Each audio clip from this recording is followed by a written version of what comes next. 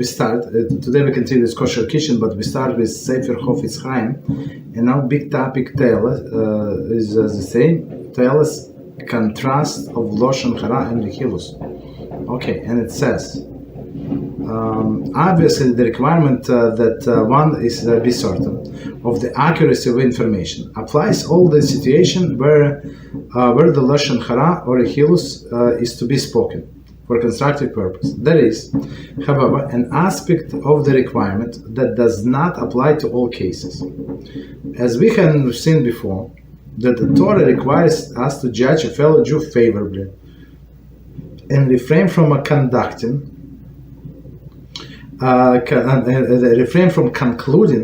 that he has sinned when the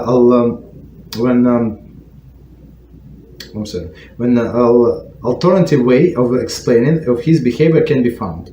As noted, even when it is clear that the person has sinned, one must consider the possibility that this may have been the result of ignorance or unusual circumstances. While the Torah does insist that we give people the benefit of the doubt, this should not be done in expense of others. Consequently, if one has witnessed one person harming or attempting to harm another, the need of the accuracy does not require to attempt at justifying the perpetrator's motives. Even if an act is out of the character, it must be rectified, and one may therefore inform the appropriate parties. Okay, so let's read again and try to understand what it says here. A lot of things.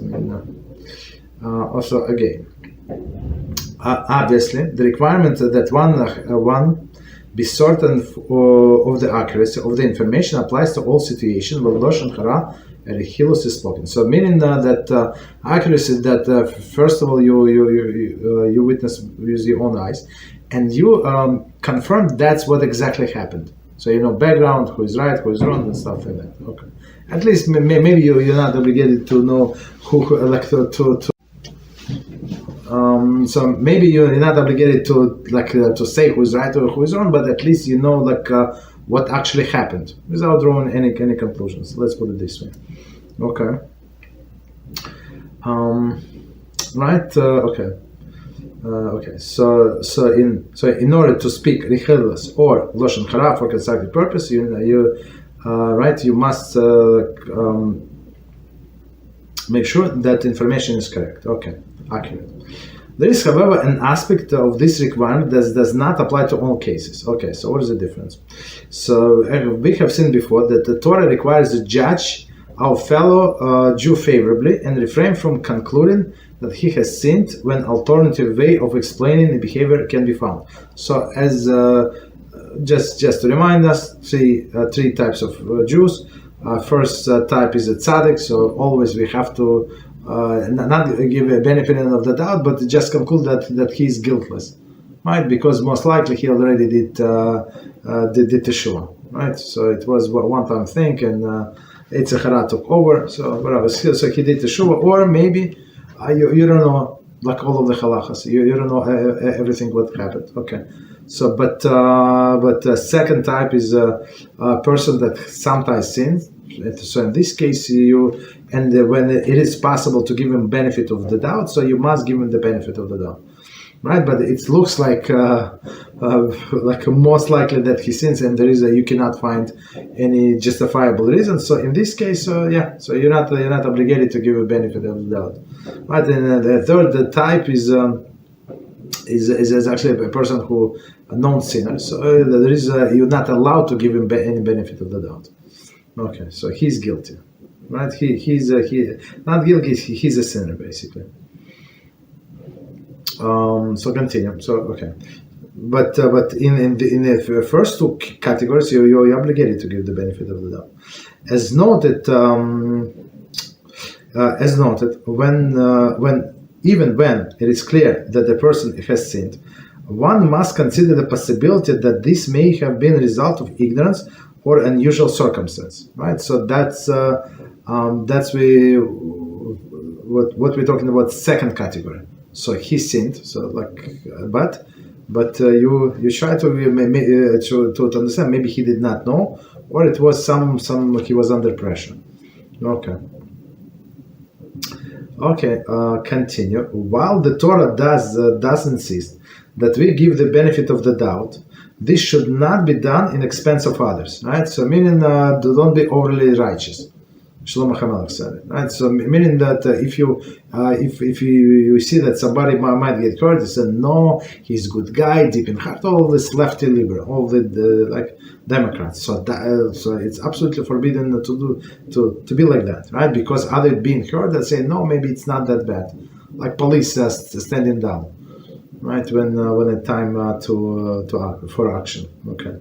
Consequently, if one has a witness, one person harming or attempt to harm another, the need of accuracy does not require an attempt to justify the perpetrator's motives. Okay, so that doesn't matter. He knows, he does not know, but we must stop him, and that's it. Right? Very, very, very simple. Right? We're going to ask the question later. Now he must be stopped. Even if the act out of the character, it must be rectified. Okay. And one may therefore inform the appropriate party. So meaning, it's like this person would never say so, would never done so, but at this point you know that he said so and he done so. Okay, so you're going to do investigation later, but now you have to warn the appropriate party. Okay, so let's see if we have any questions. Apologize, we have technical difficulties again. And I think it's every few days. Other day, I don't know.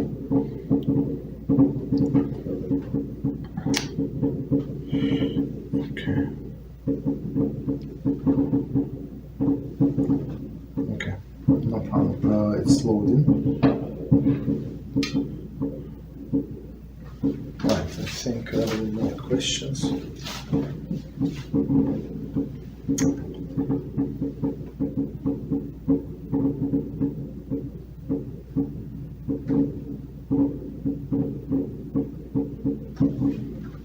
Okay, no problem. Is there a fair chance that the subject is bluffing? Okay, so I think it's on sorry. I think it's actually on a topic. So it says if there is a fair chance the subject is bluffing, does this rule of Rehilus apply? No. That's a very good question. So if you know that this clown is just speaks loud and he said I'm going to do this to them, so of course we don't take him seriously, right? So we're not allowed to say whatever he said. People like that.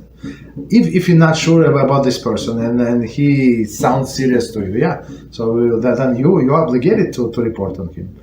But if some people just speak loud, they're just scrawny people, like tiny, 50 pounds with soaking wet, and he say all of these bombastic words. I'm going to rip him apart. This is whoa, you rip apart what are you, Karate Kid or something?